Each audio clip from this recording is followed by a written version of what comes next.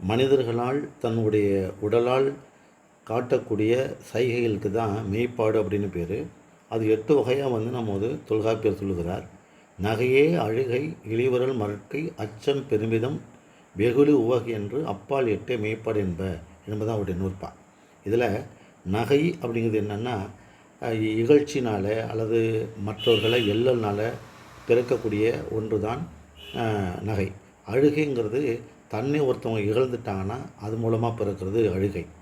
இளிவரல் அப்படிங்கிறது என்னென்னா, தன்னை ஒரு நமக்கு மூப்பு வந்துருச்சு அல்லது பிணி வந்துருச்சு என்கிற வருத்தத்தில் வரக்கூடியது தான் இளிவரல் அப்படின்னு பேர். அது ஒரு ஏமாற்றமான ஒரு தன்மை, அதாவது ஒரு வருத்தமான தன்மைன்னு வச்சுக்கலாம்.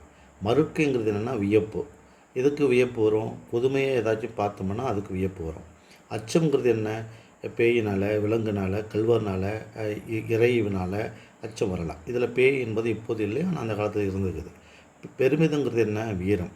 அதாவது தனக்கு ஒப்புமில்லாத ஒரு தன்மை எல்லாரும் நம்மை பாராட்டுகிற போது ஒரு பெருமிதம் வரும் இல்லையா, அதான் பெருமிதம்.